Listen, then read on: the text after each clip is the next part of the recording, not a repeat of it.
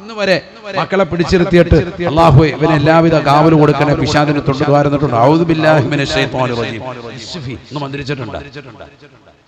അത് ഓതിയാൽ തന്നെ നിന്റെ മേത്തുള്ള ശൈത്താൻ ആദ്യം ഇറങ്ങിപ്പോകും. അല്ലാഹു തൗഫീഖ് തരും. ശൈത്താൻ ഇരിക്കുന്നതുകൊണ്ട് ഇത് ഓതാൻ പറ്റാത്ത.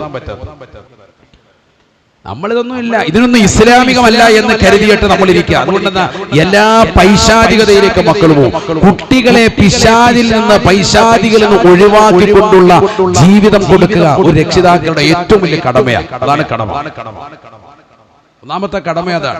നമ്മളതൊന്നും പൂർത്തീകരിക്കുന്നില്ല. നമ്മളെല്ലാം ഇങ്ങനെ കൊടുക്കുക, കഴിക്കുക. എങ്ങനെ കുഴിമന്തി വേണോ, അവന് ഇതാ പിടിച്ചോ, കിഴിപൊറോട്ട വേണോ, ഇന്നാ നല്ല ഫ്രൂട്ട്സ് കഴിക്കും, വിറ്റാമിൻ ഉണ്ടോ, കഴിക്കുക, റാഹത്തായിട്ട് കഴിക്കുക, എല്ലാം കൊടുക്കുക, എല്ലാം കൊടുക്കുക. പൈശാചികയിൽ നിന്ന് ഒഴിവാക്കുക, അതാണ് ഏറ്റവും വലുത്. അല്ലാഹു തൗഫീഖ് നസീബാക്കുമാറാകട്ടെ. അത് കൊടുക്കാൻ പറ്റിയില്ല, എല്ലാം പോയി. ബാക്കി വിറ്റാമിൻ ഒന്നും കൊടുത്തിട്ടൊന്നും ഒരു കാര്യമില്ല. കൊണ്ട് ഈ ആയത്ത് പഠിച്ചു വെച്ചു. ആലി ഇമ്രാൻ 36-ാമത്തെ വചനം, വഇന്നി ഉഈദുഹാ ബിക വദുരിയതഹാ മിനശ് ശൈത്വാനിർ റജീം. കുട്ടിയുടെ കാതിൽ കൊടുക്കേണ്ടതാണ്. മറിയം ബീവിക്ക് ഇത് ഊതി കൊടുത്തപ്പോഴാണ് മറിയം ബീവിയിലും മറിയം ബീവിയുടെ സന്താനങ്ങളിലും ഈസാ നബി അലൈഹിസ്സലാം പൈശാചികത ഉണ്ടായിട്ടില്ല. ഭയങ്കര സംഭവമാണ് പറയുന്നത്. മറിയം ബീവി റളിയല്ലാഹു അൻഹയെ ഇബാദത്തിന് വേണ്ടി ഒരു മഠം കൊടുത്തു എന്നാണ്. ബൈത്തുൽ മുഖദ്ദസിന്റെ പരിസരത്ത്. അല്ലാഹു ദ കാണാൻ നമുക്കൊക്കെ തൗഫീഖ് നസീബാക്കട്ടെ. ആ ഇബാദത്തിന്റെ പ്രത്യേകമായ സ്ഥലം നിർണയിച്ചു കൊടുത്തു. അവിടെ ആരാധനയുമായി കഴിഞ്ഞുകൊടുത്തു മറിയം ബീവി റളിയല്ലാഹു അൻഹ. ഒരാളുമായിട്ട് ഒരു ബന്ധവുമില്ല. ഖുർആനാണ് പറയുന്നത്. സൂറത്ത് മറിയം എടുത്ത് പരിശോധിച്ച് നോക്ക്. ഖുർആൻ അല്ലാഹു പറയാണ് മറിയം ബീവിയുടെ ചരിത്രം ഈ ഉമ്മത്തിന് പറഞ്ഞു കൊടുക്കാനും പറയാം. ബിസ്മില്ലാഹിർ റഹ്മാനിർ റഹീം വദ്കുർ ഫിൽ കിതാബി മറിയം ഇൻതബദത് മിൻ അഹ്ലിഹാ മകാനൻ ശർഖിയ്യാ ഫത്തഖദത് മിൻ ദൂനിഹിം ഹിജാബാ فأرسلنا إليها روحنا فتمثل لها بشرا سويا قالت إني أعوذ بالرحمن منك إن كنت تقيا. പരിശുദ്ധമായ ബൈത്തുൽ മുഖദ്ദസിന്റെ പരിസരത്തിരുന്നുകൊണ്ട് ഒറ്റയ്ക്കിരുന്ന് അല്ലാഹുവിലേക്ക് പൊട്ടിക്കരഞ്ഞ് ഇബാദത്ത് എടുത്തുകൊണ്ട് നിലകൊള്ളുന്ന മറിയം ബീവി റളിയല്ലാഹു അൻഹ വർഷങ്ങളായി ഒരാളുമായി വർത്തമാനമില്ല, ആരോരുമായി സംസാരമില്ല. സംസാരിക്കുന്ന ഒരാളുമായിട്ടാണ്, അല്ലാഹുമായിട്ടാണ്. അല്ലാഹുവിനോട് സംസാരിച്ചുകൊണ്ട് മതിവരോളം റബ്ബിനോട് കാര്യങ്ങൾ പറഞ്ഞുകൊണ്ട് നിലകൊള്ളുമ്പോ അതാ മനുഷ്യന്റെ രൂപത്തിൽ മലക്ക് കടന്നു വരുകയാണ്. മറിയം ബീവിയുടെ ചാരത്തേക്ക് മനുഷ്യ രൂപത്തിൽ മലക്ക് കടന്നു വരുകയാണ്. ഉടനെ മറിയം ബീവി റളിയല്ലാഹു അൻഹ കാവൽ തേടുകയാണ്. ഇന്നി അഊദു ബിർറഹ്മാനി മിൻക ഇൻ കുൻത തഖിയാ. നീ റബ്ബിനെ പേടിക്കുന്നവനാണ് എങ്കിൽ നിന്നെ തൊട്ട് ഞാൻ അല്ലാഹുവിനോട് കാവൽ തേടുന്നു. പുറത്തു പോകണേ. എന്റെ റൂമിൽ നിന്ന് പുറത്തു പോ. പെട്ടെന്ന് ഒരു മനുഷ്യ രൂപത്തിൽ ഒരാൾ റൂമിൽ വന്നപ്പോ മറിയം ബീവി റളിയല്ലാഹു അൻഹ പറഞ്ഞു, പുറത്തു പോ, നിൽക്കരുത്. അഊദു ബിർറഹ്മാനി മിൻക, നിന്നെ തൊട്ട് അല്ലാഹുവിനോട് കാവൽ തേടുന്നു എന്നാ പറഞ്ഞു. നേരത്തെ നമ്മൾ സൂചിപ്പിച്ചതുമായിട്ടൊരു കണക്ട് ഉണ്ട് ഇവിടെ. കാരണം മനുഷ്യ രൂപത്തിൽ ആര് വരും? മലക്ക് വരുമെന്ന് പറഞ്ഞത് ഇതാ ഇവിടെ ഖുർആൻ കൊണ്ട് സ്ഥിരപ്പെടുത്തിയിരിക്കുകയാണ്. മനുഷ്യരൂപത്തിൽ വരികയാണ്. വന്നത് എന്തിനാ? സന്തോഷ വാർത്ത അറിയിക്കാനാണ്. നിനക്കൊരു കുഞ്ഞുണ്ട്, ഇതാ പിറക്കാൻ പോകുന്നു അറിയിക്കാനാണ്. ഇന്ന് വരെ ഒരാളുമായി സ്പർശനം നടത്താത്ത, ഒരു പരപുരുഷനുമായി ബന്ധം പുലർത്താത്തതാകുന്ന അവരിലൂടെ അള്ളാഹു കുട്ടിയെ സമ്മാനിച്ച് ലോകത്തിന് അത്ഭുതമാക്കി അള്ളാഹു കൊണ്ടുവരികയാണ്. ഒരു വെല്ലുവിളിയായി ശാസ്ത്രത്തിന് ഇന്നും നിലനിൽക്കാൻ അള്ളാഹു സുബ്ഹാനഹു വ തആല നൽകാൻ ഒരാളുടെ സ്പർശനമില്ല. മറിയം ബീവി റളിയല്ലാഹു അൻഹയോട് അള്ളാഹു കുട്ടിയെ സമ്മാനിച്ചു. കാരണം മറിയമിന്റെ ഉമ്മാടെ പ്രാർത്ഥനയാണ്, അള്ളാഹുവേ ഈ കുട്ടിയോ എല്ലാ പൈശാചിക ഉപദ്രവങ്ങളെ തൊട്ടും നീ കാക്കണേ അല്ലാഹ്. പരിപൂർണമായ സംരക്ഷണം അല്ലാഹു. ഒരു ഹറാമായ തലത്തിലേക്ക് കണ്ണുകൊണ്ടുപോയിട്ടില്ല, ഒരു ഹറാമായ തലത്തിലേക്ക് കൈകൊണ്ടുപോയിട്ടില്ല, ഒരു ഹറാമായ തലത്തിലേക്ക് ശരീരത്തിന്റെ അവയവങ്ങൾ കൊണ്ടുപോയിട്ടില്ല. മറിയം ബീവി റളിയല്ലാഹു അൻഹ. മറിയം ബീവിയെ വർണ്ണിച്ചത് അല്ലാഹു ഖുർആനിൽ അതുകൊണ്ടാണ്. അവർ സാദാസീത പെണ്ണല്ല, അഹ്സനതു ഫർജഹ, അവരുടെ ഗുഹ്യസ്ഥാനത്തെ നല്ലതുപോലെ കാത്തു സംരക്ഷിച്ചവളാണ്. അതാണ് ക്വാളിറ്റി, ഒരു പെണ്ണിന്റെ ക്വാളിറ്റി അതാണ്. അല്ലാഹു മനസ്സിലാക്കാൻ തൗഫീഖ് തരട്ടെ. അല്ല സിനിമയ്ക്ക് വേണോ എന്ന് പറയുമ്പോഴത്തേക്കും എല്ലാം തുറന്നിട്ട് കാണിച്ചു കൊടുക്കുക. ഓഡീഷൻ റാഹത്ത്. ഇപ്പൊ കഴിഞ്ഞ ദിവസം ഒരു പെൺകുട്ടിയുടെ നഗ്നചിത്രങ്ങൾ സോഷ്യൽ മീഡിയയിൽ ഒന്നാകെ വൈറലായി, വലിയ വിഷയമായി പുകലായി എല്ലായിടത്തും ചർച്ച ചെയ്തുകൊണ്ടിരിക്കുക. കാരണം എന്താ, സിനിമയിൽ അഭിനയിപ്പിക്കണമെന്ന് ചോദിച്ചപ്പോൾ അഭിനയിപ്പിക്കണം, അന്നാ തുറന്ന് കാണിക്കണമെന്ന് പറഞ്ഞപ്പോൾ എല്ലാം തുറന്ന് കാണിച്ചു കൊടുത്തെന്നാ പറയുന്നത്. അല്ലാഹു ആക്കുമാറാ, എല്ലാം കാണിച്ചു കൊടുത്തു. കാരണം അഭിനയിക്കാൻ കിട്ടിയാൽ മതി. ഇതാണ് ലോകം. ഒരു പെണ്ണിന് ഏറ്റവും കൂടുതൽ ആത്മാഭിമാനം ഉണ്ടാവണം, അവളുടെ കന്യകത്വം, അത് പണയം വെക്കാൻ പാടില്ല. അതാണ് ഏറ്റവും വലുത്, ഏറ്റവും കൂടുതൽ സംരക്ഷിക്കേണ്ടത് അതാണ്. ഒരു പെണ്ണിൽ ഏറ്റവും ഉന്നതമായ ക്വാളിറ്റിയായ ഖുർആൻ പറഞ്ഞതും അത് തന്നെയാണ്. അല്ലാഹു മനസ്സിലാക്കാൻ തൗഫീഖ് തരട്ടെ. അതുകൊണ്ടാണ് അവൾ ലോക മുസ്ലിമീങ്ങൾക്ക് തന്നെ മാതൃകയായത്. ആണുങ്ങൾക്കും സ്ത്രീകൾക്കും അടക്കം ലോകത്തുള്ള എല്ലാ വിശ്വാസികൾക്കും അല്ലാഹു സുബ്ഹാനഹു വ തആല ഉപമയായി പഠിക്കാനുള്ള പാഠമായി മറിയം ബീവി റളിയല്ലാഹു അൻഹയെ അടയാളപ്പെടുത്താനുള്ള കാര്യം അവരിലുള്ള ക്വാളിറ്റി. ഒരാളുമായിട്ട് ആവശ്യമില്ലാത്ത വർത്താനം ഇല്ല. അങ്ങനെ ഇരിക്കുമ്പോൾ ഒരു മനുഷ്യരൂപത്തിൽ ഒരാളെ കിട്ടിയാൽ നമ്മളൊക്കെ സംസാരിക്കാനാണ് ഇഷ്ടപ്പെടുക. അൽഹംദുലില്ലാഹ് ഒരാളും ഇല്ലാതിരിക്കായിരുന്നു, ഒരാളെ കിട്ടിയല്ലോ റാഹത്ത്. സംസാരിക്കുമല്ലോ.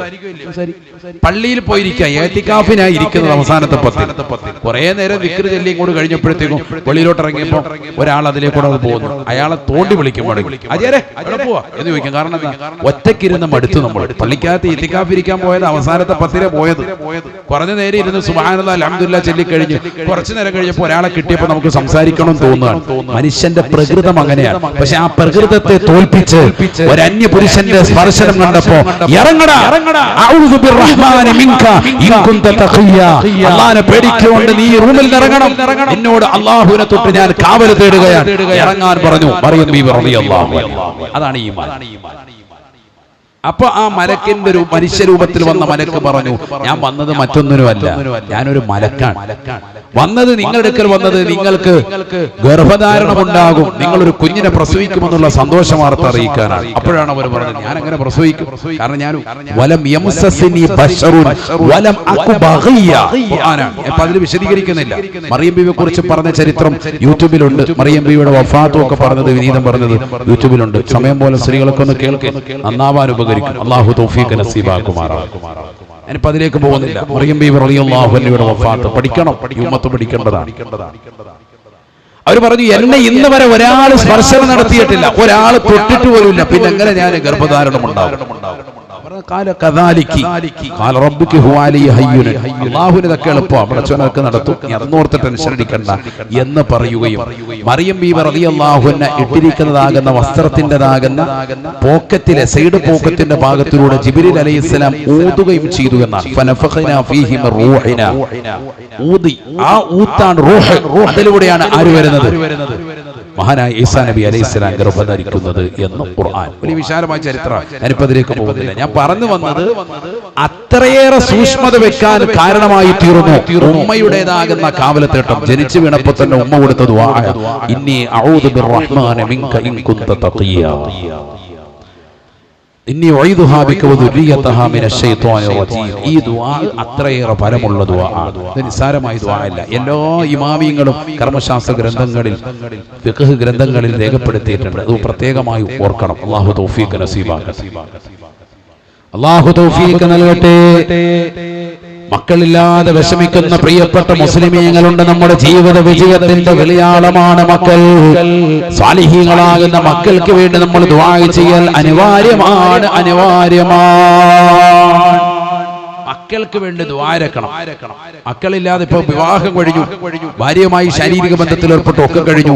മക്കളെ കിട്ടാൻ ദുആ കൂടി വേണം. ദുആവും വേണം, മറ്റു രണ്ട് കാര്യങ്ങളും വേണം. ദുആ മസ്റ്റാണ്.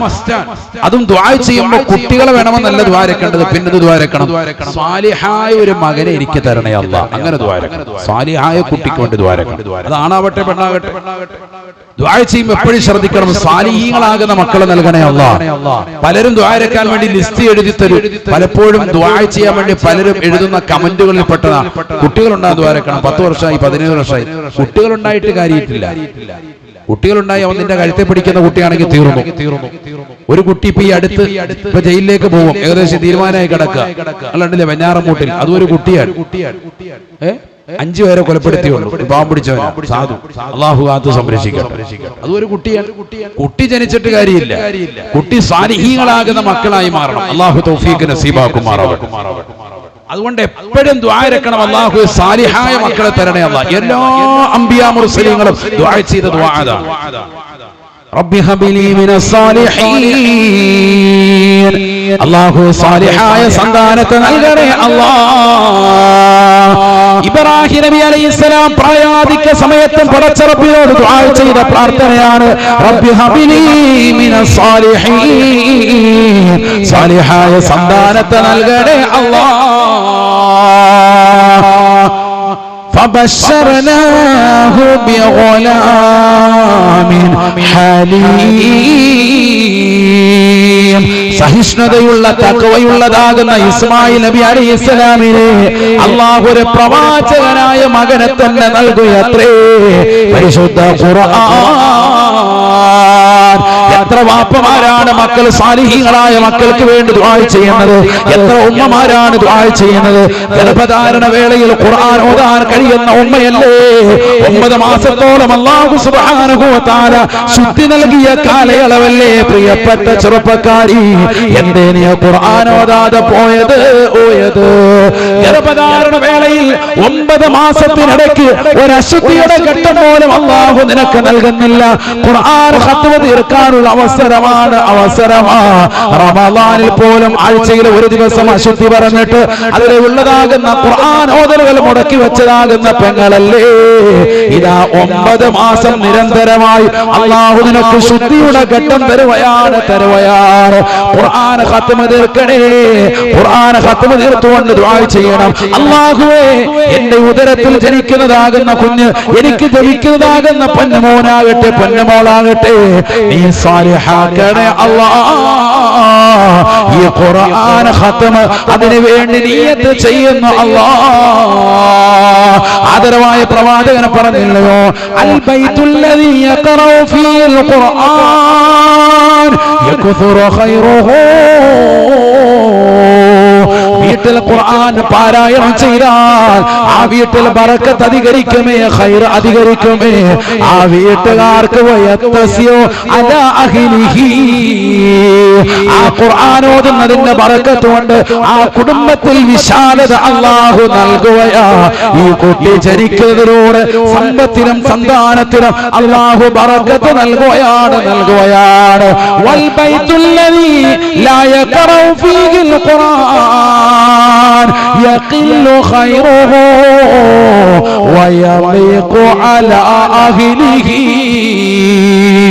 പരിശുദ്ധമായ ഖുർആൻ വീട്ടിൽ പാരായണം ചെയ്യാത്തതായ ഏതൊരു വീടുണ്ടോ ആ വീട്ടിൽ ബറക്കത്തില്ല.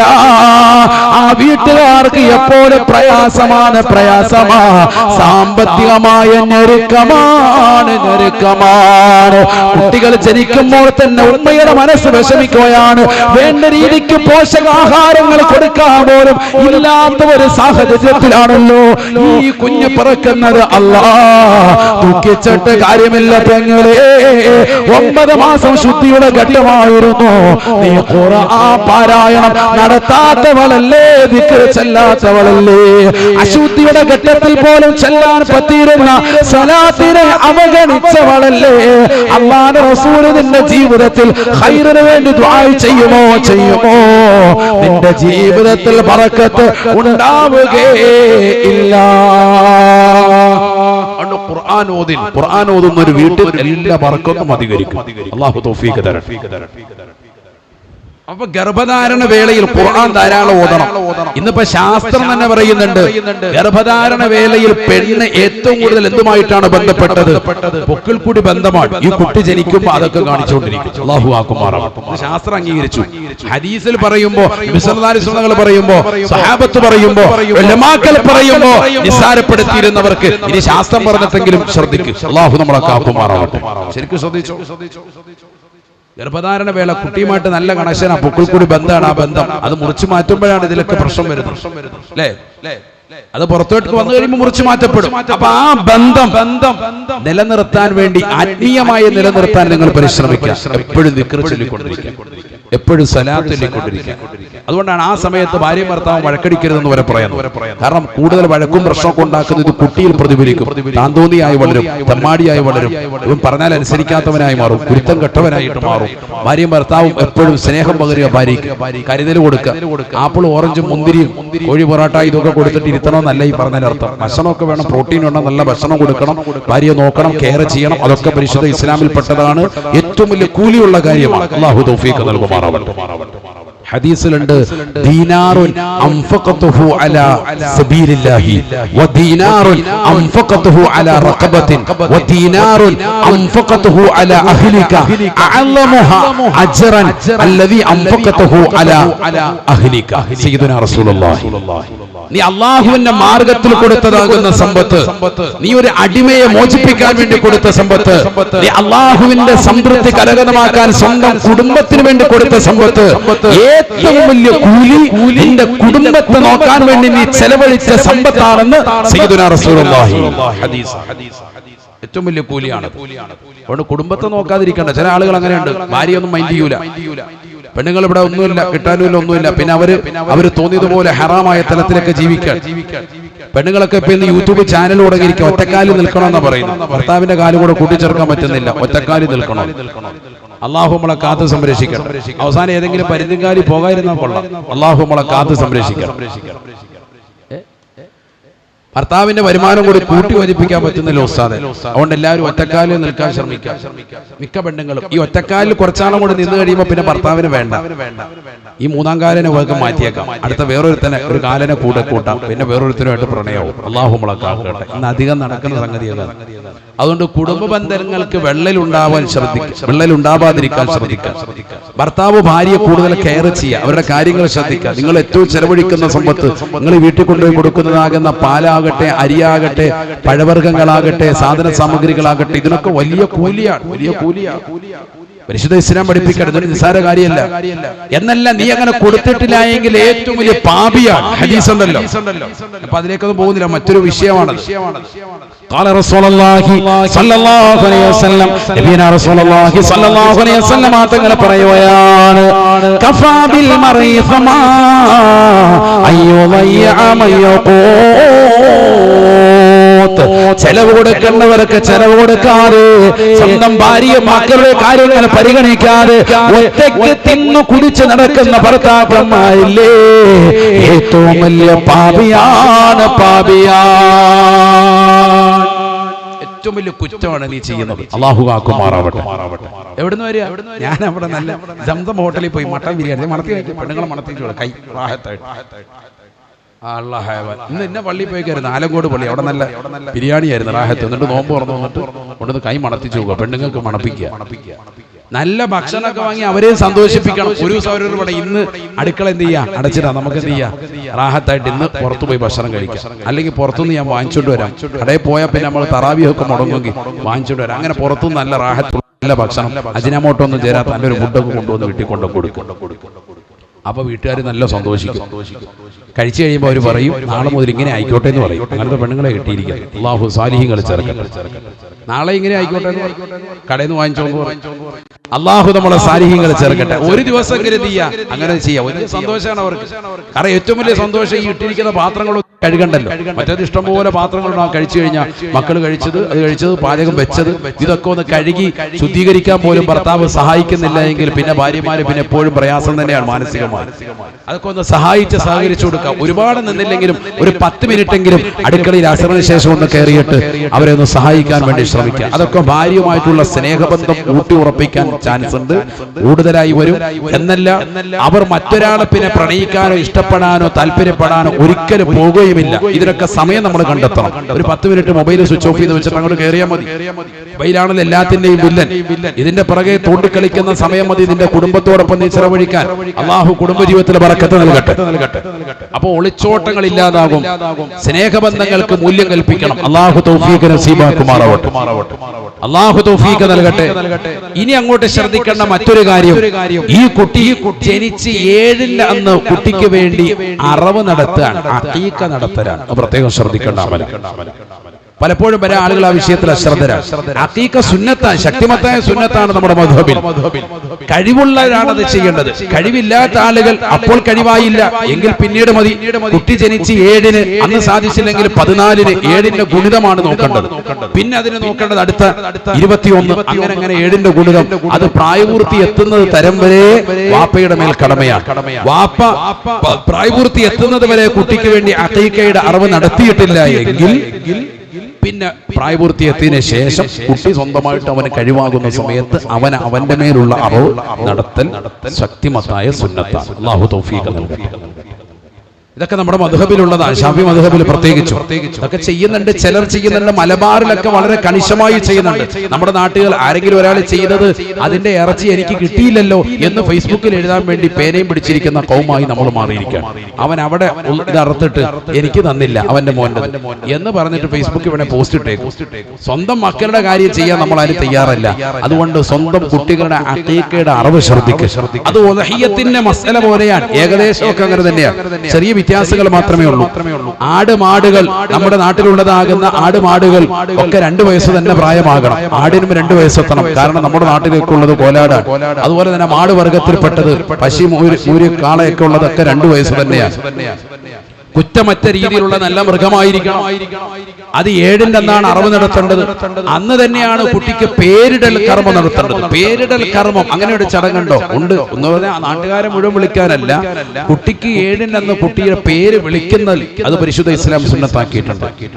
അപ്പൊ 3-ന്റെ അന്ന് തന്നെ ഹോസ്പിറ്റലിലാണെങ്കിൽ പേര് അവിടെ കൊടുക്കേണ്ടി വരും. ചിലപ്പോൾ ഹോസ്പിറ്റലിൽ വിടുമ്പോൾ ആയിക്കോട്ടെ, നേരത്തെ നല്ല പേര് സെലക്ട് ചെയ്യുക, നല്ല പേരിടണം, അത് മസ്റ്റാണ്. അപ്പൊ ആ കൊടുത്ത പേര് തന്നെ ആയിരിക്കും എന്തിനു വരിക, ഡേറ്റ് ഓഫ് ബർത്ത് വരിക, എല്ലാ കാര്യങ്ങളും ഡേറ്റ് ഓഫ് ബർത്ത് അത് കൊടുത്തിട്ടാണ് അവന്റെ സർട്ടിഫിക്കറ്റ് കിട്ടുക, കറക്റ്റ് സർട്ടിഫിക്കറ്റ് കിട്ടുക. അത് 3-ന്റെ അന്ന് കൊടുക്കേണ്ടത് കൊണ്ട് നേരത്തെ തന്നെ പേര് സെലക്ട് ചെയ്ത് വെച്ചോ. ഗർഭധാരണ വേളയിൽ തന്നെ ആണിന്റെയും പെണ്ണിന്റെയും നല്ല പേര് സെലക്ട് ചെയ്ത് വെക്കും. ഇത് അന്നത്തെ ദിവസം കിടന്ന് ഓടുകയാണ്. എല്ലാ പള്ളികളും ഓടുന്നു, ഉസ്താദ്മാർ ഓടുന്നു. 500 പേരുള്ള ഡിക്ഷണറി എടുത്ത് നോക്കേണ്ട അവസ്ഥയാണ്. കാരണം ലോകത്ത് ആർക്കും ഇല്ലാത്ത പേരാണ് ഈ കുട്ടിക്ക് ഇവൻ സെലക്ട് ചെയ്യുന്നത്. ഇങ്ങനെ അന്വേഷിച്ചുകൊണ്ടിരിക്കുക. അതുകൊണ്ട് നല്ല പേരിടൽ നിർബന്ധമായിട്ടും വേണം. അത് 7-ന്റെ അന്നാണ് ആദ്യം പേരിടുക, രണ്ടാമത് അറിവ് നടക്കുക, മൃഗത്തിന്റെ അറിവ് നടക്കുക, മൂന്നാമത്തത് കുട്ടിയുടെ മുടി കളയൽ ചടങ്ങും അത് തന്നെയാണ്. കുട്ടി ജനിച്ച് 7-ന്റെ അന്നാണ് നടക്കുന്നത്. ഇതൊക്കെ തർത്തീബാണ്. ആദ്യം പേര്, രണ്ടാമത് അറിവ്, മൂന്നാമത്തത് മുടികളയ. ചില സ്ഥലത്തൊക്കെ ചിലര് വിവരമില്ലാതെ കാണിക്കുന്നുണ്ട്. കുട്ടിയുടെ തലമുടിയിലേക്ക് കത്തി ഇങ്ങനെ വെക്കും, അവസാനം കൊണ്ടു നോക്കും, എന്നിട്ട് അവിടെ കൊണ്ടുവന്ന് മൃഗത്തിന്റെ കഴുത്തിലോട്ടും വെക്കും. വെച്ചോ വെച്ചോ ഓക്കെ അല്ലേ? ഇതൊക്കെ അനിസ്ലാമിക്. ഇതൊന്നും അങ്ങനെ ഇല്ല. ഇതിനൊക്കെ തർത്തീബുണ്ട്. ആദ്യം എന്ത് വേണം? ആദ്യം കുട്ടിക്ക് പേര്. പേരിടൽ കർമ്മം എന്താ? ഉദാഹരണത്തിന് മുഹമ്മദ് എന്നാ പേരിടുന്നെങ്കിൽ ഇൻഷാ അല്ലാഹ് എന്റെ കുട്ടിയുടേതാകുന്ന പേര് മുഹമ്മദ് എന്ന് തീരുമാനിച്ചിരിക്കുകയാണ്. അവിടെ നിൽക്കുന്ന ആളുകളോടൊക്കെ പറയാം, ഇനി ആരും ഇല്ലെങ്കിലും നമ്മളങ്ങ് പറയാം, കുട്ടിയെടുത്ത് മുഹമ്മദേ മുഹമ്മദേ മുഹമ്മദേ എന്ന് വിളിക്കുക. അതാണ് പേരിടൽ ചടങ്ങെന്ന് പറയുന്നത്. അല്ലാതെ മൈക്കെടുത്ത് വെച്ചിട്ട് ഇനി എന്താ കാണിക്കേണ്ടത് ഭയങ്കര സംഭവമായിട്ടും ഇങ്ങനൊന്നും ഒരു പരിപാടിയില്ല. ഇത് പറയുമ്പോ പിന്നെ അതിനുവേണ്ടി പിന്നെ ഒരു 10 ചാക്ക് കൊണ്ടുവന്നിട്ട് വലിയതാകുന്ന മിഠായി കൊണ്ടുവന്ന സൽക്കാരവും അത് വലിയൊരു ചടങ്ങാക്കി മാറ്റാനും നിൽക്കണ്ട. ഇതിങ്ങനെ ഒരു പരിപാടി 7-ന്റെ അന്ന് ചെയ്യൽ സുന്നത്തുണ്ട്. ഇത് കഴിഞ്ഞതിന് ശേഷമാണ് അറിവുകാരനെ വിളിച്ചിട്ട് കുട്ടിയുടെ മേലുള്ള അറിവ് നടത്തുക. ആ മൃഗത്തെ വളരെ സംരക്ഷണം, വളരെ ബഹുമാനവും ആദരവും കൊടുത്തു വേണം മറക്കാൻ. ഉലഹിയത്തിന്റെ മൃഗം പോലെ തന്നെ. അവർ കഴിഞ്ഞാൽ അതിന്റെ എല്ലുകൾ പൊട്ടിക്കാതെ പരമാവധി മാംസം ഉരിച്ചെടുക്കൽ പ്രത്യേകം ശക്തിമത്തായ സുന്നത്താണ്. മാംസം ഉരിച്ചെടുക്കൽ. കാരണം എല്ലുകൾ പൊട്ടിക്കുന്നത് അശുഭ ലക്ഷണമാണ്. ഈ കുട്ടിക്ക് വലുതാകുമ്പോൾ ആക്സിഡന്റ് മറ്റൊക്കെ ഉണ്ടാകാൻ ഹേതുവാണ്. പറഞ്ഞ ഉലമാക്കളുണ്ട്. അതുകൊണ്ടാണ് ഞാൻ പറയുന്നത്. പരമാവധി എല്ലുകളിൽ നിന്ന് ഊരി, ചില എല്ലുകൾ പൊട്ടിക്കേണ്ടത് തന്നെ ഉണ്ട്. അതല്ലേ ഈ പറയുന്നത്. പരമാവധി മറ്റുള്ളതാകുന്ന എല്ലുകൾ പൊട്ടിക്കാതെ തന്നെ മാംസം ഉരിഞ്ഞെടുക്കുക. മാംസം സാധാരണ ഉദ്ഹിയ്യത്തിന് പച്ചമാംസമായിട്ടാണ് കൊടുക്കുന്ന സുന്നത്തുള്ളതെങ്കിൽ അഖീഖയുടെ അറിവിന് കറി വെച്ച് ആ കറിയിൽ ഒരൽപ്പം മധുരം ചേർത്ത്, എന്ന് പറഞ്ഞാൽ കറി മധുരിക്കണമെന്നല്ല, മറിച്ച് ഒരൽപ്പം മധുരം അതിലിടുക. ഒരു ശുഭലക്ഷണത്തിന് വേണ്ടി. കറി നമ്മൾ സാധാരണ ടേസ്റ്റ് ചെയ്യുന്ന പോലെ ആയിക്കോട്ടെ, അമിതമാകുന്ന എരിവൊന്നും ഇല്ലാത്ത നല്ല കറിയാണ്. കറി വെച്ചിട്ട് ആ കറിയാക്കിയിട്ട് ആളുകൾ സൽക്കരിക്കലാണ് അഖീഖയുടേതാകുന്ന മാംസത്തിന് സുന്നത്ത്. അതൊക്കെ ചെയ്യാൻ സാധിക്കുമെങ്കിൽ അങ്ങനെ ചെയ്യാം. ഇനി അതല്ല പച്ചയായിട്ട് കൊടുക്കലേ പറ്റുള്ളെങ്കിൽ അങ്ങനെ. ഞാനൊരു സുന്നത്ത് ചെയ്യുമ്പോൾ അതിന്റെ പൂർണ്ണതയ്ക്ക് വേണ്ടി ഒന്ന് വിശദീകരിച്ചൊന്ന് മാത്രം. ഇതൊക്കെ ഇസ്ലാമിലുള്ളതാണ്. മാത്രമല്ല കുട്ടിയുടെ മുടി പരിപൂർണമായി നീക്കം ചെയ്യുക. തലമുണ്ടനെ ചെയ്തു, ഒരല്പമേ ഉണ്ടാവുള്ളൂ. അത് സ്വർണം തൂക്കുന്ന ത്രാസിലോ വെള്ളി തൂക്കുന്ന ത്രാസിലോ ഇടുക. അപ്പൊ കറക്റ്റായിട്ട് അതിന്റെ തൂക്കം കിട്ടും. അല്ല നമ്മൾ സാധാരണ ഉദഹിയത്തിന് ഇറച്ചി വെക്കുന്ന അല്ലെ ഇറച്ചിക്കട തൂക്കുന്നതിന് തൂക്കിയാൽ 1 കിലോ ഉണ്ടാവില്ല, ത്രാസ് പൊങ്ങി നിൽക്കും. അതിനാണ് ഈ പറയുന്നത് സ്വർണം തൂക്കുന്നതെന്ന് പറയാൻ കാരണം അതാ. അപ്പൊ കറക്റ്റ് അതിന്റെ ഗ്രാം കിട്ടും. അപ്പൊ എത്ര ഗ്രാം വരുന്നുണ്ടോ അത് നോക്കിയിട്ട് കൃത്യമായിട്ട് അത് കുറിച്ച് വെക്കണം. സ്വർണം കൊടുക്കൽ പാവപ്പെട്ടവർക്ക് ആ തൂക്കം അനുസരിച്ച് സ്വർണം കൊടുക്കൽ സുന്നത്താണ്.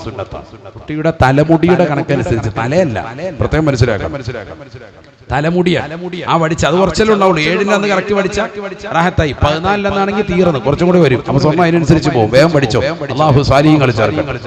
7 അന്ന് റാഹത്തായിട്ട് ഇത് പഠിക്കുക. ഇതൊക്കെ ശക്തിമത്തായ സുന്നത്തിൽപ്പെട്ടതാണ്. ഇനി അത് സ്വർണം കൊടുക്കാൻ സാധിച്ചിട്ടില്ലെങ്കിൽ ആ തൂക്കം അനുസരിച്ചിട്ട് വെള്ളി കൊടുക്കൽ സുന്നത്താണ് ഷാഫി മദ്ഹബ്. ഇതൊക്കെ മുമ്പ് ചെയ്തിട്ടുണ്ടിരുന്നതാണ്. ഇന്നതൊക്കെ പോയി, ഈ അറിവും പോയി, പറച്ചിലും പോയി. ഇതൊക്കെ വിഷയമില്ല. ആരെങ്കിലും ചോദിച്ച മസാല പറയുന്നല്ലാതെ വാദിന്റെ മജ്‌ലിസിൽ ഇതൊന്നും പറയാതായി പോയി. അതുകൊണ്ടാണ് ഇത് പ്രത്യേകം എടുത്തു പറയുന്നത്. ശരിക്കും മനസ്സിലാക്കണം. ഇത് മാത്രമല്ല, പേരിടൽ വളരെ ശ്രദ്ധിക്കണം. നല്ല പേരാവണം, ഇസ്ലാമികപരമാകണം.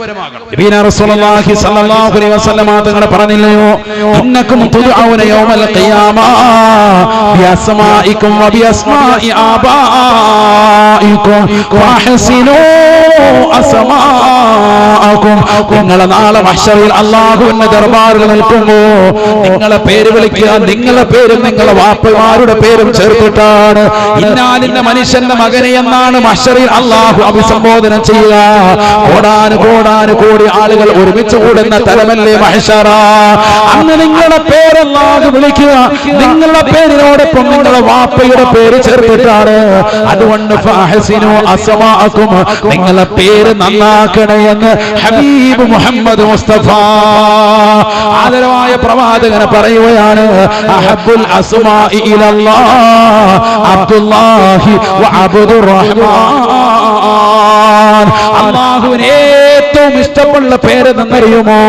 പേര് ചോദിച്ച് അന്വേഷിച്ചുകൊണ്ട് വാട്സാപ്പ് ഗ്രൂപ്പ് ഉണ്ടാക്കിയിട്ട് അന്വേഷിച്ച് നടക്കേണ്ട പെങ്ങളെ, പാതിരാത്രി സമയത്ത് പേരിന്റെ വിഷർ നോക്കിക്കൊണ്ട് അർത്ഥതലങ്ങൾ ചോദിച്ച് ഗൂഗിൾ മാമനോട് ചോദിച്ചുകൊണ്ട് നീ രാപ്പകൽ അധ്വാനിക്കേണ്ടതില്ല. അഹബ്ബുൽ അസ്മാഇ ഇലല്ലാഹ് അബ്ദുല്ലാഹ് വ അബ്ദുർ റഹ്മാൻ. അല്ലാഹുവിനെ ഏറ്റവും ഇഷ്ടപ്പെട്ടതാകുന്ന പേര് അബ്ദുള്ള എന്ന പേരും അബ്ദുർ റഹ്മാൻ എന്ന പേരുമാണ് എന്ന് ഹബീബ് മുഹമ്മദ് മുസ്തഫ. എന്താ ഈ 2 പേര് വരാൻ കാരണം? ഈ 2 പേരും ഇസ്തിൻബാത്ത് ചെയ്തത്, പിടിച്ചെടുത്തത് ഖുർആനിൽ നിന്നാണ്. സൂറത്തുൽ ജിന്നിലൂടെ അല്ലാഹു പറയുകയാണ്, വഅന്നഹു ലമ്മാ ഖാമ അബ്ദുല്ലാഹ് യദ്ഉ കാനൂ യകൂനൂന അലൈഹി ലിബദാ. അബ്ദുള്ള എന്ന വാക്ക് സൂറത്തുൽ ജിന്നിലുണ്ട്. അതിൽ നിന്നാണ് അബ്ദുള്ള എന്ന പേര് നബി സല്ലല്ലാഹു അലൈഹി വസല്ലം എടുത്തു പറയാൻ കാരണം. അല്ലാഹു മനസ്സിലാക്കാൻ തൗഫീഖ് തരട്ടെ. അപ്പോൾ അബ്ദുറഹ്മാൻ അത് സൂറത്തുൽ ഇസ്രായിലുണ്ട്. ഖുലിദുല്ലാഹ് അവിദുർ റഹ്മാൻ അയ്യമ്മാ തദഊ ഫലഹുൽ അസ്മാഉൽ ഹുസ്നാ. അബ്ദുർ റഹ്മാൻ അല്ലാഹുവിന് വലിയ ഇഷ്ടമുള്ള നാമങ്ങളാണ്. റഹ്മാനായ റബ്ബിന്റെ അടിമ, അല്ലാഹുവിന്റെ ദാസൻ. ഇതാണ് അതിന്റെ അർത്ഥം. നമ്മൾ ഇടാൻ തയ്യാറാകണം. നബി സല്ലല്ലാഹു അലൈഹി വസല്ലം വാപ്പാടെ പേരെന്താ? അബ്ദുള്ള. നമ്മൾ ഈ അടുത്തല്ലേ ആർക്കെങ്കിലും അബ്ദുള്ള എന്ന് പേരിട്ടിട്ടുണ്ടോ? ഒരു മഹ്ലൂക്കിനും ഇടൂല. അതൊന്നും വേണ്ട, അല്ലാഹ് എന്നുള്ള പേര്. നമുക്ക് തന്നെ ഈമാൻ പോയി. അല്ലാഹു നമ്മളെ കാക്കട്ടെ. അല്ലാഹുവേ, ഞങ്ങളെ നീ സാലിഹീങ്ങളെ ചേർക്കണേ അല്ലാഹ്. അമ്പിയാക്കളുടെ പേരുകൾ തിരഞ്ഞെടുക്കൽ പ്രത്യേകം സുന്നത്താണ്. മറിയം ബീവിയുടെ പേരിട്ട എത്രയോ ഉമ്മമാരുണ്ട്. മറിയം എന്ന് പറഞ്ഞാൽ ഹിബ്രു ഭാഷയിൽ അർത്ഥം ആബിദ എന്നാണ്. ആരാധിക്കുന്നവൾ, അല്ലാഹുവിനെ മുറിഞ്ഞ് ആരാധന നിർവഹിക്കുന്നവളാണ് മറിയം ബീവി റളിയല്ലാഹു അൻഹാ. ആ പൊരുത്തം കിട്ടാൻ ആ പേരിട്ട മാഷാ അല്ലാഹ് ഉറപ്പായിട്ടും അതിന്റെ ഒരു പൊരുത്തം ഉണ്ടാവും. പണ്ടൊക്കെ അതാണല്ലോ, ഗർഭം ധരിച്ചിരുന്ന സഹോദരങ്ങൾ മറിയം ബീവിയുടെ സൂറത്ത് മറിയം ഓതും. മറിയം ബീവി അനുസ്മരിച്ചുകൊണ്ട്